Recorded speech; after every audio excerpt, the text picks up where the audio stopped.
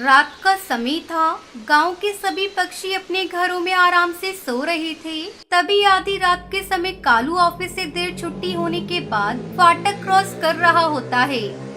हे भगवान, आज तो मैं बहुत ज्यादा लेट हो गया हूँ। मेरी वाइफ और मेरे दोनों बच्चे मेरे घर पर इंतजार कर रहे होंगे। पता नहीं उन्होंने खाना भी खाया होगा या नहीं। कालू ऐसा सोचकर अपनी बाइक को घुमाता है और घर जाने के लिए आगे बढ़ता है, लेकिन उसकी बाइक खराब हो जाती है। वो अपनी बाइक लेकर फाटक क्रॉस कर ही रहा था कि तभी अचानक से उसका पैर पटरी के अंदर फंस जाता है। तब तक आप लोग कमेंट में बताएं 13 डिवाइडेड बाय 2 कितने होते हैं। लो भाई, नहले पर दहला हो गया। एक तो वैसे ही परेशान था, ऊपर से ये मेरा पैर पटरी के अंदर आकर फंस गया। कालू अपने पैर को निकालने की बहुत कोशिश करता है, लेकिन वो अपना पैर निकाल ही नहीं पाता, जिसके चलते अचानक से पटरी के ऊपर ट्रेन आने लगती है। अरे ये क्या, अभी तक तो यहाँ एक भी ट्रेन नहीं थी। ये अचानक से ट्रेन कहाँ से आ गई? मुझे अपना पैर फौरन यहाँ से निकालना होगा, नहीं तो आज मैं मर जाऊंगा। तभी वो ट्रेन कालू के ऊपर चढ़ जाती है। अगले दिन गांव के पक्षियों को उसकी लाश मिलती है। वो कहते हैं, अरे राम राम, जरा देखो तो सही, आज फिर एक पक्षी की लाश। लेकिन एक ही प्रकार से इतने सारे पक्षियों की मृत्यु कैसे हो गई? मुझे तो ये पटरी को शापित नजर आती है। तभी वहाँ पर एक बूढ़ी कबूतरी आती है। तुम्हें अपनी जान प्यारी है तो यहाँ से चले जाओ और इस बात का किसी से भी जिक्र मत करो, नहीं तो वो दोनों किसी को नहीं छोड़ेंगे। चले जाओ यहाँ से, कोई नहीं बचेगा। जब भी कोई पक्षी इस पटरी पर मरता है, ये बूढ़ी कबूतरी यही कहकर जाती है। वैसे मेरा मानना है हमें इस कबूतरी की बात मान लेनी चाहिए।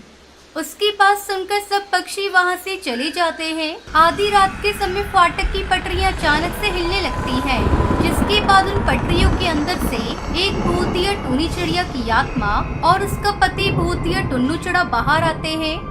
आज तो कोई शिकारी नहीं आया है। अगर कोई शिकार नहीं आया तो मुझे शिकार बुलाना पड़ेगा। अरे वहाँ देखो, 2 लैला मजनू बाइक से यहाँ आ रहे हैं। चलो अब हमें गायब हो जाना पड़ेगा। ये कहकर वो गायब हो जाते हैं, जिसके बाद फाटक पर अचानक से उस कबूतर चिड़िया की बाइक खराब हो जाती है। हे भगवान, ये क्या हो गया? अभी तो अच्छी खासी चल रही थी, फिर यहाँ आकर ऐसे क्यों रुक गई? ठीक है, अगर ऐसी बात है तो मैं बाइक के ऊपर बैठ जाती हूँ और तुम इसे हाथों से धकेलते हुए यहाँ से ले चलो। बंटी हाथों से बाइक को धकेलते हुए पटरी के पास ले आता है। अचानक से उसका पैर वहीं फंस जाता है। वो अपना पैर निकालने की पूरी कोशिश करता है, लेकिन वो अपना पैर नहीं निकाल पाता। कुछ ही देर में पटरी पर ट्रेन के आने की आवाज आती है। अरे नहीं, ये क्या हुआ? रुक जाओ, मैं तुम्हारी मदद करती हूँ। टुनटुनी उसकी मदद करने की बहुत कोशिश करती है, लेकिन ट्रेन को देखकर वो बहुत ज्यादा डर जाती है और बंटी को अकेला छोड़कर पीछे हो जाती है, जिसके बाद बंटी के ऊपर ट्रेन चढ़ जाती है और वो मर जाता है। तभी उसके सामने भूतिया टूनी चिड़िया की आत्मा और उसका पति आता है। मैंने तो अपने प्यार का साथ दिया था, लेकिन तुमने तो उसको मरने के लिए अकेला छोड़ दिया। अब तुम्हें भी मरना होगा। जैसे हम यहाँ मरे थे, हम उसी प्रकार इस पटरी पर पक्षियों को मारेंगे। वो दोनों से मारने ही वाले होते हैं कि तभी वहाँ पर मुखिया के साथ बाबा आ जाता है। क्यों कर रहे हो तुम दोनों ऐसा? छोड़ क्यों नहीं देते इस गांव वालों को? इन पक्षियों ने तुम्हारा क्या बिगाड़ा है? हम तो अपनी मौत का बदला ले रहे हैं। किसी ने भी हमारी मदद नहीं की थी। अब हम इन सबको मारकर अपनी मौत का एहसास दिलाएंगे। हम दोनों सच्चे प्रेमी थे। हम दोनों ने एक दूसरे के लिए जान दे दी। उस दिन जब मेरा पैर पटरी पर फंस गया था तो मेरे प्यार ने मेरी जान बचाने के लिए अपनी जान कुर्बान कर दी। हाँ, ये सब मुझे पता है। इनमें किसी भी पक्षी की कोई गलती नहीं है। ये सब हादसा था। माफ कर दो और यहाँ से चली जाओ। नहीं जाएंगे, हम यहाँ से कहीं नहीं जाएंगे। देख बाबा, अगर तुझे अपनी जान प्यारी है तो यहाँ से चला जा, नहीं तो तू हमारे कहर से नहीं बच पाएगा। ये सुनकर पापा अपने झोले से गंगा जल निकालते हैं और भूतिया टूनी चिड़िया की आत्मा के ऊपर छिड़क देते हैं, जिसके बाद वो दोनों जलकर राख हो जाते हैं और गांव वालों को भूतिया चिड़िया की आत्मा से छुटकारा मिल जाता है।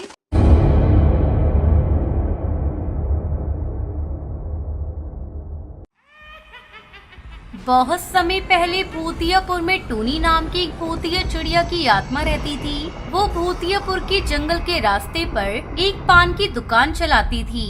वहाँ वो फायर पान बेचा करती थी। वो बहुत ही स्वादिष्ट फायर पान बनाती थी, जिस वजह से भूतियापुर के सभी भूतिया पक्षी रोज उससे फायर पान खरीद कर खाया करते थे। फिर एक दिन उसके पास भूतिया कालू कौवे की आत्मा आती है। टूनी दीदी, मैं बहुत गरीब हूँ। पैसे ना होने की वजह से मेरी मालकिन ने मुझे घर से बाहर डाल दिया है। दया करके आप मुझे काम पर रख लीजिए ताकि मेरा गुजारा हो सके। उसकी आंखों से बहते आंसू देखकर भूतिया टूनी चिड़िया की आत्मा को उस पर तरस आ जाता है और वो उसे अपनी दुकान पर रख लेती है। फिर एक दिन भूतिया टूनी चिड़िया की आत्मा दुकान पर फायर पान की तैयारी कर रही थी। तभी वहाँ से गुजर रही दो भूतिया चिड़िया की आत्मा की नजर उसकी दुकान पर पड़ती है। अरे वाह, इस जंगल में पान की दुकान देखकर मुझे बड़ा अच्छा लग रहा है। चलो इस दुकान से पान खरीद कर खाते हैं। उसके बाद वो दोनों भूतिया टूनी चिड़िया की आत्मा के पास जाती हैं। सुनो, हमें 2 अच्छे पान लगा कर दो। तब तक आप लोग कमेंट में बताएं 45 into 10 कितने होते हैं। आप दोनों को कैसा पान चाहिए, सादा पान या फायर पान? फायर पान? ये कैसा पान है? इस बारे में तो हमने पहले कभी नहीं सुना। ये मेरा खास पान है। फायर पान में आग लगी होती है। अरे बाप रे, तब तो हमारा मुंह जल जाएगा। ऐसा कुछ नहीं होगा, मुझ पर भरोसा रखो। फायर पान बहुत ही स्वादिष्ट होता है। ये मेरी दुकान का स्पेशल पान है। उसके बाद भूतिया टूनी चिड़िया की आत्मा 2 फायर पान तैयार करके उन दोनों को खिला देती है। अरे वाह, आग होते हुए भी मेरा मुंह नहीं जला। सच में तुम्हारा फायर पान तो बहुत ही कमाल का है। देखो, हम दोनों राजा भूतिया टुन्नू चिड़ा की आत्मा की महल में मैनेजर का काम करती हैं। कल उनका जन्मदिन है, इसलिए हम दोनों तुम्हें वहाँ आकर फायर पान बेचने का ऑर्डर देती हैं। वैसे भी हमारे भूतियापुर में पान नहीं बिकते। फायर पान खाकर तो राजा के साथ साथ सभी भूतिया पक्षी खुश हो जाएंगे। तुम ठीक समय पर महल में पहुंच जाना। पार्टी खत्म होने के बाद तुम्हें ढेर सारे सोने के सिक्के दिए जाएंगे। उसके बाद वो दोनों वहाँ से चली जाती है। फिर अगले दिन भूतिया टूनी चिड़िया की आत्मा अपने भूतिया कालू कौवे की आत्मा को लेकर राजा के महल में पहुँच जाती है। तुम एक जगह पर बैठकर पान बनाना शुरू कर दो। थोड़ी देर के बाद पार्टी शुरू हो जाएगी। तभी कालू कौवे की नजर राजा के कमरे पर पड़ती है। उसका जादुई ताज टेबल पर रखा हुआ था। उसे देखकर भूतिया कालू कौवे की आत्मा के मन में लालच आ जाता है और वो चुपके से उस जादुई ताज को अपने सर पर पहन लेता है। अगले ही पल उसके हाथ में जादुई छड़ी प्रकट हो जाती है। अरे वाह, ऐसा लगता है मेरे पास सारी शक्तियाँ आ गई हैं। अब मैं राजा टुन्नू चिड़ा की आत्मा को यहाँ से भगाकर यहाँ का राजा बनूंगा। उसके बाद भूतिया कालू कौवे की आत्मा सबके सामने आकर उन्हें हुक्म देने लगता है। मेरी बात कान खोल कर सुनो। अब से मैं तुम सबका राजा हूँ और इस महल पर मेरा अधिकार है। ये देखकर भूतिया टूनी चिड़िया की आत्मा कहती है, अरे कालू, पागल हो गए हो क्या? इस तरह की हरकतें क्यों कर रहे हो? चलो सीधी तरह राजा का ताज उन्हें वापस कर। अरे हट, मैं किसी की नहीं सुनने वाला। मैं सबसे पहले इस राजा को उठाकर महल के बाहर करता हूँ। अरे ये क्या? ये तो धोखेबाज निकला। इसने हमारे राजा का ताज पहन लिया है। अब ये ढेर सारी शक्तियों का मालिक है। हम इसका सामना नहीं कर पाएंगे। ये सुनकर वहाँ मौजूद सभी भूतिया पक्षी घबरा जाते हैं। देख भूतिया कालू कौवे की आत्मा, अगर तू सच में यहाँ का राजा बनना चाहता है तो तुझे ताज पर लगा हीरा खाना होगा, तभी तुझे राजा की सारी शक्तियाँ मिलेंगी। वरना अगर इन भूतिया पक्षियों ने एक साथ मिलकर तुझ पर हमला कर दिया तो तू बहुत मारा जाएगा। ये सुनकर वो ताज में से हीरा निकाल कर खा लेता है। तभी उसके पूरे शरीर में आग लग जाती है। अरे मर गया रे, मेरा शरीर जल रहा है। अरे ये सब क्या हो गया? अरे कोई बचाओ मुझे, अरे कोई बचाओ। देखते ही देखते वो जादुई हीरा भूतिया कालू कौवे की आत्मा को जलाकर राख कर देता है। उसके बाद भूतिया टूनी चिड़िया की आत्मा फर्श पे गिरे हीरे को उठाकर वापस ताज में लगा देती है। ये लीजिए राजा जी, आपका ताज। मेरे नौकर की धोखेबाजी के लिए मैं माफी चाहती हूँ। कोई बात नहीं, तुमने सही समय पर अपनी अकल का इस्तेमाल करके हम सबको बचाया है। मैं तुम्हारा एहसान जिंदगी भर याद रखूंगा।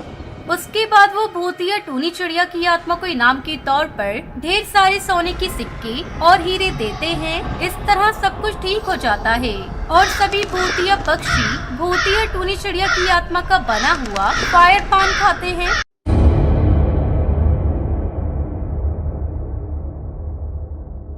रामपुर मेट्रो अपनी रफ्तार से चली जा रही थी। मेट्रो में अपनी फैमिली के साथ कई पक्षी बैठे हुए थे। उसी मेट्रो में कड़कनाथ सेठ अपने बेटे कालू की बारात लेकर रामपुर जा रहा था। वो लोग खूब गाते बजाते खूब हंसी मजाक करते हुए जा रहे थे।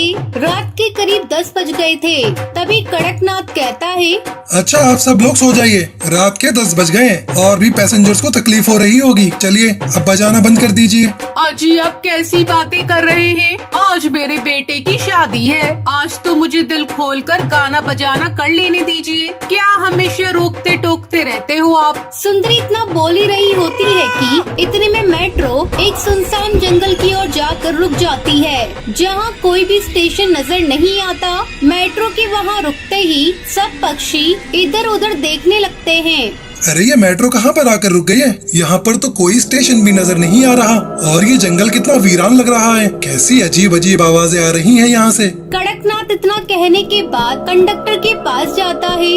अरे कंडक्टर भाई साहब, ये मेट्रो कहाँ पर रुक गई है? यहाँ पर कोई स्टेशन तो नजर नहीं आ रहा। क्या हुआ मेट्रो में? कोई खराबी हो गई है? पता नहीं क्या हो गया है इस मेट्रो में, देखता हूँ जाकर ड्राइवर से पूछता हूँ कि क्या हुआ है। इतना कहकर कंडक्टर हरी तोता ड्राइवर के पास जाता है। अरे ड्राइवर साहिबा, मेट्रो ऐसे क्यों रुक गई? क्या कुछ खराबी हो गई मेट्रो में? कंडक्टर ड्राइवर चिड़िया से बातें करता ही जा रहा था, पर ड्राइवर ना तो कंडक्टर की ओर देख रही थी और ना ही उसके सवालों का कोई भी जवाब दे रही थी। एकदम से जब ड्राइवर चिड़िया हरी तोता की ओर देखती है, वो उसका भयानक रूप देखकर डर जाता है। भूतिया चिड़िया की आत्मा। मैं ही हूँ भूतिया चिड़िया की आत्मा, इस मेट्रो की ड्राइवर। सब पैसेंजर को मार डालूंगी। ये कहकर वो मेट्रो की कंडक्टर हरी तोता को मार देती है। उसके चिल्लाने की आवाज सुनकर सब पक्षी वहाँ पहुँच जाते हैं। जैसे ही पैसेंजर्स के पास पहुँचते हैं, तभी भूतिया टूनी चिड़िया की आत्मा पैसेंजर पर हमला करने लगती है और उन्हें मारने लगती है। फिर भूतिया टूनी चिड़िया की आत्मा दूल्हे को मारने के लिए आगे बढ़ती है कि वहाँ पर बारात में आए पंडित जी अपने थैले से विभूति निकालकर उस भूतिया चिड़िया ड्राइवर के ऊपर फेंक देते हैं, जिससे वो जोर जोर से चिल्लाने लगती है। छोड़ो मुझे, जल रहा है। तुम पक्षी मेरे साथ बहुत बुरा कर रही हो। छोड़ दो मुझे, मैं एक एक को मार डालूंगी। क्या तुम ही इस मेट्रो को चला रही थी? हाँ, मैं इस मेट्रो को चला रही थी और हमेशा ही मैं इस मेट्रो को चलाती हूँ। मैं अब किसी को नहीं छोड़ूंगी। तुम सब पक्षियों को मार डालूंगी। क्यों मार रही हो? हमने तुम्हारा क्या बिगाड़ा है? आज मेरे बेटे की शादी है, हमें छोड़ दो। नहीं, मैं तुम पक्षियों को नहीं छोड़ूंगी। मेरी क्या गलती थी जो मुझे इस दुनिया के पक्षियों ने मार दिया? क्या हुआ था तुम्हारे साथ और तुम कैसे भूतिया चिड़िया की आत्मा बन गए? मैं मेट्रो चला रही थी। कुछ पक्षियों ने मेट्रो की पटरी पे आग लगानी शुरू कर दी। तभी मैंने उनसे पूछा, तुम पक्षी इस पटरी पे आग क्यों लगा रही हो? मेट्रो को क्यों जला रही हो? इससे तुम्हें क्या मिलेगा? मेट्रो का किराया इतना बड़ा रखा है और टाइम पर मेट्रो भी नहीं आती। आज हम एक भी मेट्रो को नहीं छोड़ेंगे, हर एक मेट्रो को जला देंगे। और फिर उन पक्षियों ने मुझे वही जिंदा जला दिया, जिसके बाद मुझ पे आग लग गई और मैं जलकर मर गई।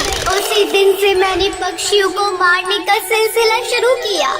अब तुम पक्षियों को मारने का सिलसिला बंद कर दो। ये पक्षी बेगुनाह हैं। इन पक्षियों को छोड़ दो। देखो, तुम्हारी वजह से ये पक्षी भी मर जाएंगे और तुम जैसे ही चिड़िया की आत्मा बन जाएंगे। मानो मेरी बात, अपनी दुनिया में वापस चले जाओ।